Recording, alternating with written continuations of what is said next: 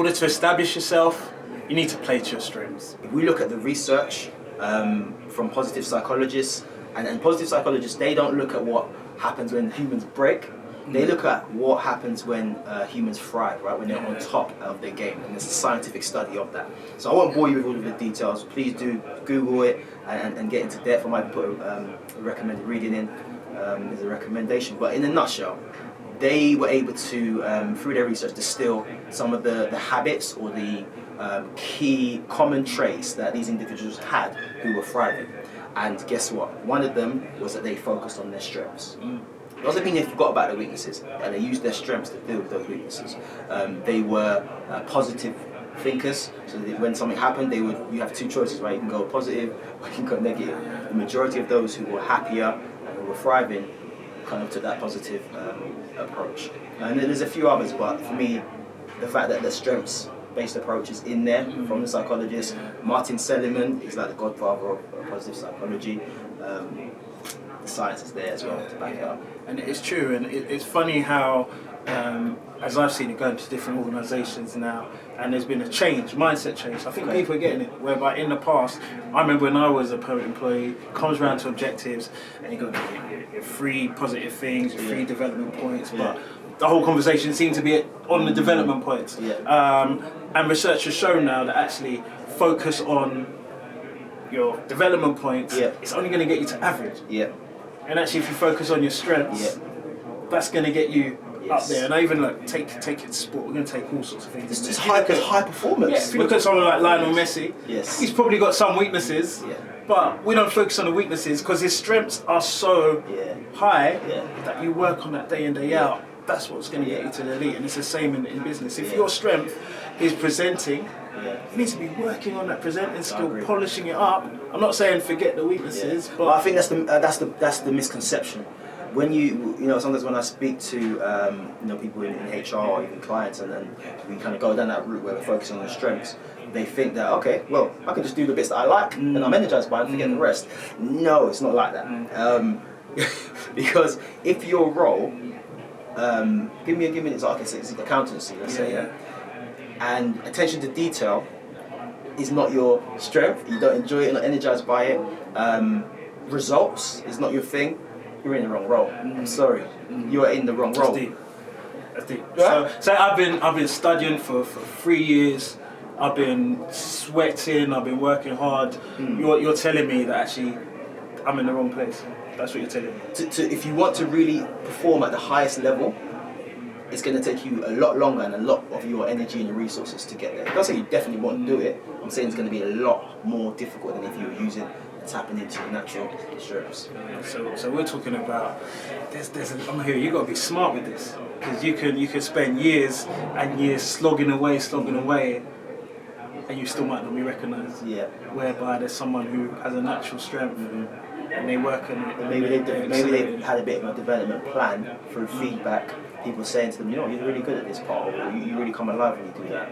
And then they've had a plan to develop those strengths. Still dealing with what they have to deal with. You have to handle your business. If that is a key part of your remit and your responsibilities, you're going to have to learn. There's ways around it. You can, if I know that if you're good at numbers, I need to lean on you. If I know you're good at numbers, there's technology out there now that you can manage your weaknesses or weaker areas. Let's say that, things that drain you. So we can't push them aside. That's a good point, actually. That's something I learned. So it's about using other people's strengths as well. When I first started, I was scared to ask for help. I'm not gonna lie, because I thought. When you first started, what in this? PwC. Okay. As an accountant, because I was scared that I'm going to look stupid. You get found out. Why do we employ this guy? Why is he always asking questions?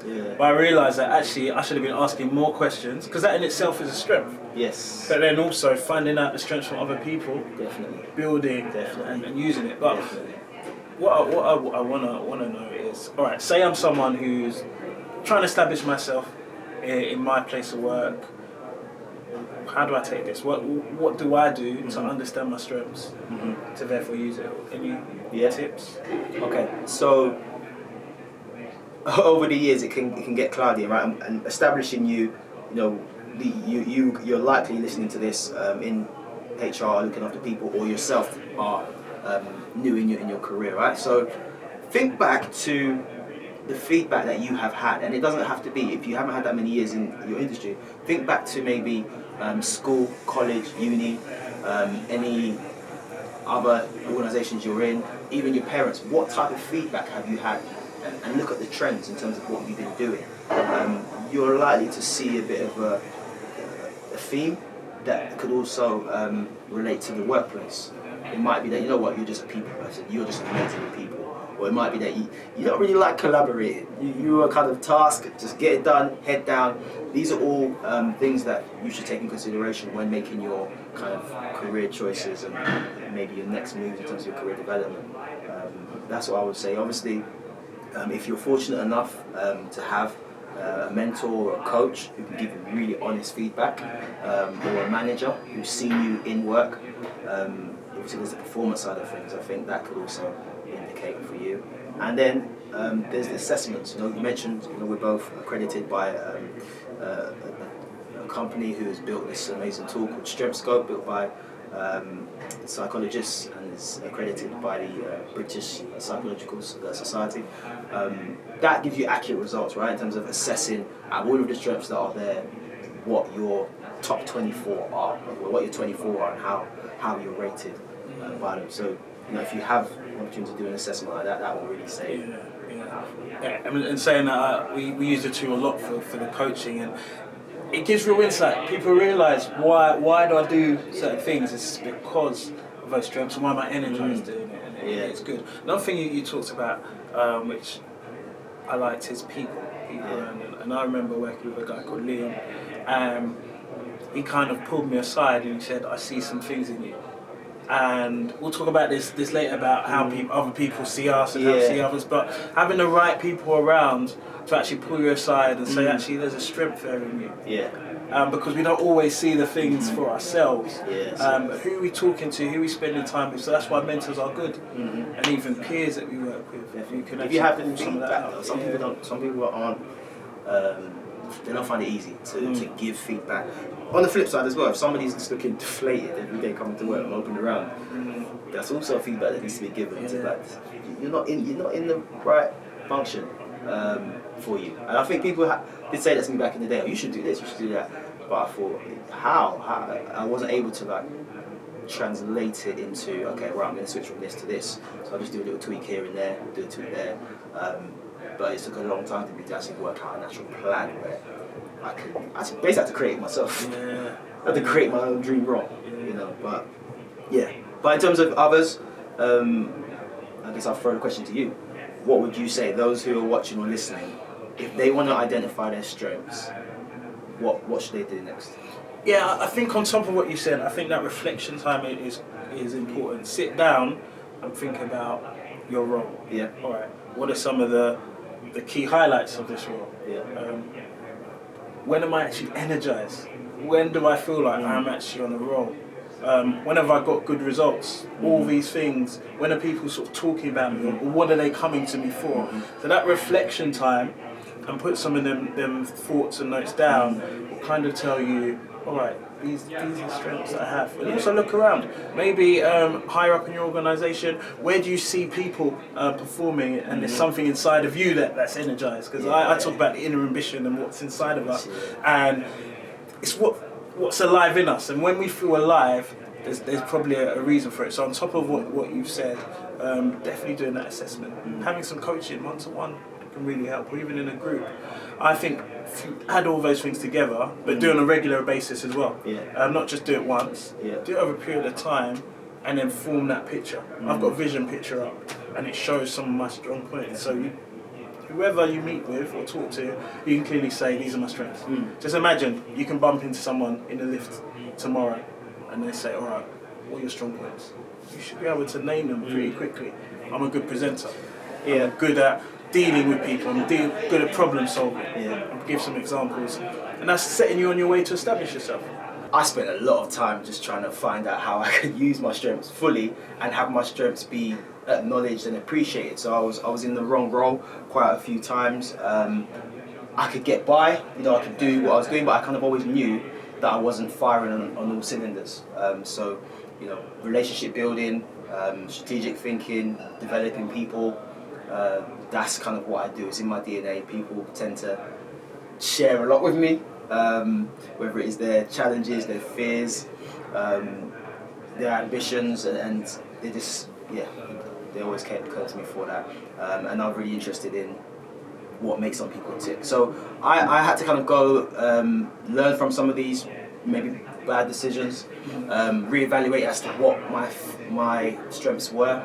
That was through some psychometric tests, that was through reflection, feedback, honest feedback, and then I decided, you know what, I'm going to make a career from helping people be the best that they can be in their careers, and that is for me. Yeah. So you're saying you're playing to your strengths now? Right now? Yeah, I like to think so. The feedback, based on the feedback, is the right move, right? So that for me, that is it. And as a result, I feel I can be myself. I don't have to kind of mold to the environment, or I don't feel like drained.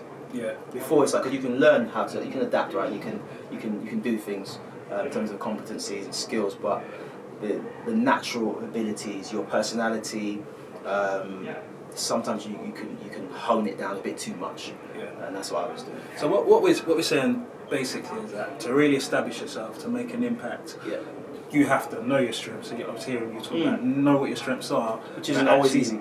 Play to it as well. Yeah. So when you first started, how did you know what those strengths were, or how did it come into your head that I need to have some strengths, and that's the way that's going to get me forward?